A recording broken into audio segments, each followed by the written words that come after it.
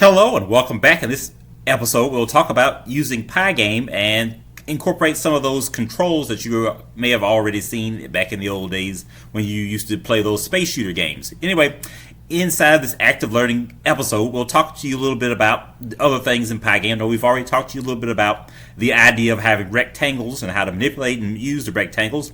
Also, Python has this idea in the module of Pygame has support for sprite groups.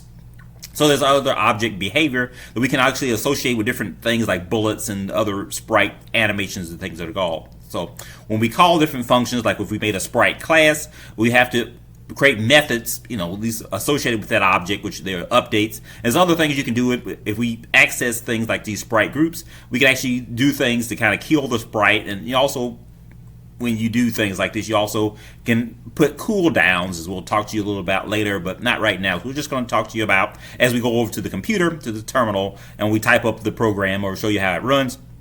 Other things you can add to these programs to make them a bit more robust. And so if you have a game that determines what kind of, you want the player not to go off the screen, and you also want to put a limitation on the amount of bullets you shoot, and you want those bullets to kind of die after they reach the end of the screen, or that can slow down performance. You also don't want the player to kind of come off the screen as he moves, and you also want the gun to, when you shoot something, it to kind of go a certain direction based on the position which it is presented to the player. If it's supposed to go one way, you want it as the player moves, the position of the bullet should update accordingly to at least the way the game plays. So at the terminal, we're at the terminal now. We've talked a bit about hello world. We've drawn a square. We've moved a square. Now let's define some other attributes to kind of go along with that square. We have a square now that shoots.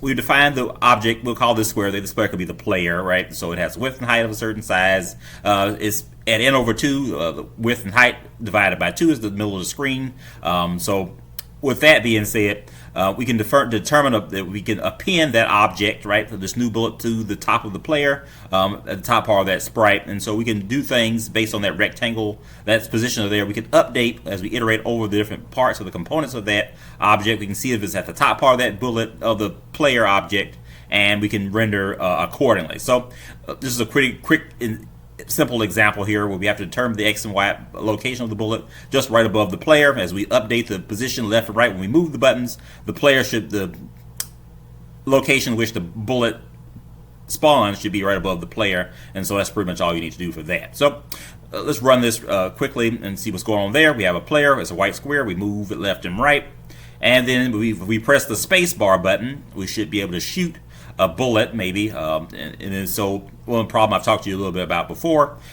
If we do not limit the amount of bullets that we shoot, or put in some kind of delay inside the pressing the button for the space bar for shooting the bullets, then there'll be it may slow down the performance of the machine. So we shoot a few bullets, shoot a lot of bullets, and someone may have a really, really fast hand, but you can actually slow down the performance against those bullets go until we run out of memory, right? So if you type the button a lot of times, a very large amount of times, you can actually bound up the memory if you don't do things to consume, that we have a producer-consumer structure, which we'll talk a bit about later. But anyway, you have a program, we could just set the name of the program, but you can set by using set caption.